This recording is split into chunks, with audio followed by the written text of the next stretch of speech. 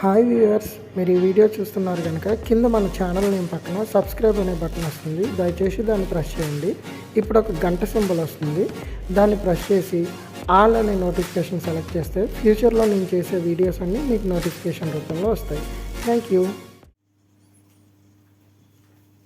Hi friends, welcome back to my channel. ఈరోజు మన topic వచ్చేసి single super phosphate and triple super phosphate manufacturing process and flow sheet. Okay, ఇది మన chemical టెక్నాలజీలో phosphatic fertilisers యూనిట్లో ఉంటుంది. ఇంట్రడక్షన్ వచ్చేసి single super phosphate or triple super phosphates. ఇవి యాక్చువల్గా బేసికల్గా గ్రే కలర్ ఫెర్టిలైజర్స్, గ్రాన్యూల్స్ లాంటివి. డిఏపి తర్వాత మోస్ట్ యూజ్డ్ ఇవే అనమాట. Single super phosphate, triple super phosphate manufacturing easy and short నోటీస్లో కూడా తయారు చేయొచ్చు. సింగిల్ సూపర్ ఫాస్ఫేట్ ఫాస్ఫేట్ రాక్ని సల్ఫ్యూరిక్ యాసిడ్తో రియాక్ట్ చేస్తే సింగిల్ సూపర్ ఫాస్ఫేట్ వస్తుంది. అదే ఫాస్ఫాటిక్ రాక్ని ఫాస్ఫారిక్ యాసిడ్తో ట్రీట్ చేస్తే ట్రిపుల్ సూపర్ ఫాస్ఫేట్ అని వస్తుంది. ఓకేనా? I hope you are clear. ఇది మనకి రెండు ప్రాసెస్లు కలిపి ఉంది. మనకి ఈ సర్కిల్లో ఉన్నది వచ్చేసి సింగిల్ సూపర్ ఫాస్ఫేట్ ప్రొడక్షన్, ఇక్కడ నుండి బ్రేక్ అయిపోతుంది. ఇటు ఉన్నదంతా triple super phosphate production. So మనకి ఫస్ట్ వచ్చేసి ఫాస్ఫారిక్ యాసిడ్ రాక్ తీసుకుంటాం, దాన్ని క్రషర్స్లో వేసి చిన్న పార్టికల్స్ కింద క్రష్ చేస్తాం, పెద్ద రాక్ని చిన్న చిన్న పార్టికల్స్ కింద. దాని తర్వాత రింగ్ రోల్ మిల్ ఏం చేస్తుందంటే ఈ చిన్న చిన్న పార్టికల్స్ని పౌడర్ చేసేస్తుంది, చిన్న చిన్న ఫైన్ పౌడర్ చేస్తుంది. ఈ పౌడర్ని తీసుకొచ్చి సైక్లోన్లోకి తీసుకెళ్తాం అనమాట. యాక్చువల్గా ఏంటంటే పౌడర్ అంటే పౌడరు ప్లస్ డస్ట్ కూడా ఉంటుంది. ఆ డస్ట్తో పాటు కొంత పౌడర్ అనేది వెళ్ళిపోతూ ఉంటుంది. ఆ పౌడర్ని రికవరీ చేయడానికి సైక్లోన్లోకి తీసుకెళ్ళి ఏదైతే గ్యాసెస్ డస్ట్ అవుతుందో అది బయటికి పంపించేసి డస్ట్ రికవరీ వచ్చిన పౌడర్ని సింగిల్ సూపర్ ఫాస్ఫేట్లో ఒక ఫీడర్లోకి తీసుకొస్తాం. ఈ ఫీడర్ బిల్లో ఫాస్ఫేటిక్ రాక్ పౌడర్ను అండ్ 60% H2SO4 యాడ్ చేస్తాం అనమాట. 60% H2SO4 యాడ్ చేయడంతో ఈ రెండు రియాక్ట్ అయ్యి కంటిన్యూస్ బ్లెండర్లోకి వస్తాయి. ఈ కంటిన్యూస్ బ్లెండర్లో రెండు రియాక్ట్ అయ్యి సింగిల్ సూపర్ ఫాస్ఫేట్ ప్రొడక్షన్ అవుతుంది.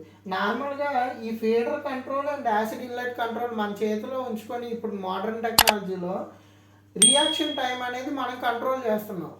నార్మల్గా ఓల్డ్ డేస్లో అయితే ఈ రియాక్షన్ టైం అనేది అప్పుడంత అడ్వాన్స్డ్ లేదు కనుక ఈ కంటిన్యూస్ బ్లెండర్ తర్వాత వాళ్ళ ఒక సైలో స్టోరేజ్లో డెన్నర్ సైలోలో 24 hours ఈ mixture ఉంచేవాళ్ళు.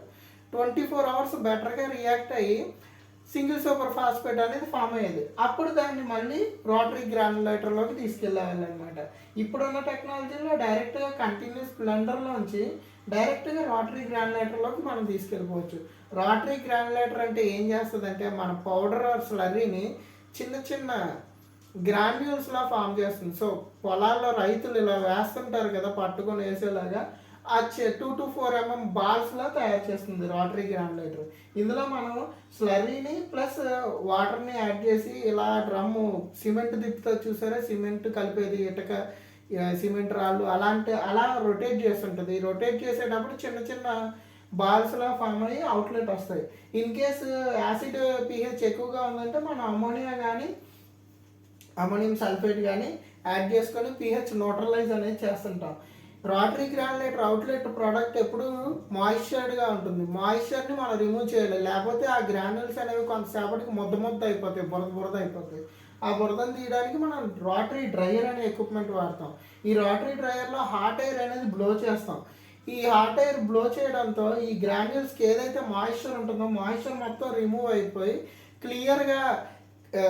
Clear free moisture free single super phosphate particles వస్తాయి. దీన్ని మనం బ్యాగింగ్ ప్లాంట్కి పంపించి బ్యాగింగ్ చేసేసి సేల్ చేసేస్తాం అనమాట. ఈ రోటరీ డ్రైయర్లో ఏమైనా గ్యాసెస్లో డస్ట్ ఏమైనా ఎలిమినేట్ అయిపోతే దాన్ని సైక్లోన్లోకి పంపించి మళ్ళీ రీసైకిల్ చేస్తుంటాం. ఇది సింగిల్ సూపర్ ఫాస్ఫేట్ ప్రొడక్షన్. ఇప్పుడు మళ్ళీ వెనక్కి వచ్చేద్దాం. సేమ్ ఫాస్ఫాటిక్ యాసిడ్ రాక క్రష్ చేసి చిన్న పార్టికల్స్ చేసాం, దాన్ని రింగ్ రోల్ మిల్లో వేసి పౌడర్ చేసాం. ఈ పౌడర్ వచ్చేసి ఇది అయిపోయింది. ఇటు కిందకి పౌడర్ వచ్చేసి మనం ఫీడర్లోకి తీసుకొస్తాం. ఈ ఫీడర్లోని 75% H3PO4 మన ఫాస్ఫారిక్ యాసిడ్ ప్రొడక్షన్ ప్లాంట్లో చూసాం కదా, 75% H3PO4 హీట్ చేసి 65 degrees దగ్గర ఫీడర్లోకి యాడ్ చేస్తాం. ఈ ఫీడర్లో రియాక్షన్ అనేది మొదలవుతుంది. ఈ రియాక్షన్ అవుతున్న స్లర్రీని కంటిన్యూస్ రియాక్టర్ బెల్ట్లోకి పంపిస్తాం. ఈ కంటిన్యూస్ రియాక్టర్ బెల్ట్ సప్లై చైన్ని కంటిన్యూస్గా తీసుకెళ్తుంది. ఈ బెల్ట్ ఎండ్కి వచ్చేసరికి మనకి ట్రిపుల్ సూపర్ ఫాస్ఫేట్ ఫామ్ అయిపోతుంది. ట్రిపుల్ సూపర్ ఫాస్ఫేట్ ఫామ్ అయిపోయింది కనుక స్లర్రీ, ఈ స్లర్రీని మనం గ్రాన్యూల్స్లో తయారు చేయాలి. గ్రాన్యూల్స్లో తయారు చేయాలంటే మళ్ళీ రోటరీ గ్రాన్యులేటర్. ఎక్కడైనా పీహెచ్ తక్కువగా ఉంది, మనం పీహెచ్ కంట్రోల్ చేయాలంటే అమోనియా కానీ అమోనియం ఫాస్ఫేట్ కానీ యాడ్ చేస్తాం రిక్వైర్డ్ అయితే.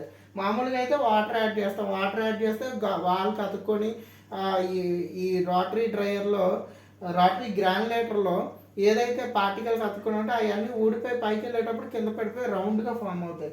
అలాగే తర్వాత గ్రాన్యులేటర్ అవుట్లెట్ వచ్చేసరికి ఎలాగైతే మాయిశ్చర్ రిమూవ్ చేయాలని మనం అనుకుంటామో, మన ప్రోడక్ట్ వెట్ అవ్వకుండా ముద్దగా అవ్వకుండా ఉండాలని రోటరీ డ్రైయర్లోకి పంపిస్తాం. యాజ్ యూజువల్ హాట్ ఎయిర్ పంపిస్తాం. హాట్ ఎయిర్ బయటకు వచ్చేసరికి మన గ్రాన్యూల్స్ అనేవి మాయిశ్చర్ ఫ్రీ అయిపోయి డ్రై అయిపోయి స్ట్రెంత్తో వస్తాయి. అది ట్రిపుల్ సూపర్ ఫాస్ఫేట్ ఫామ్ అయిపోతుంది. బ్యాగింగ్ ప్లాంట్కి బ్యాగింగ్ పంపించేస్తాం. ఈ రోటరీ డ్రైయర్ అవుట్లెట్ ఏవైతే ఎయిర్ డస్ట్ ఏమైనా ఇంకేమైనా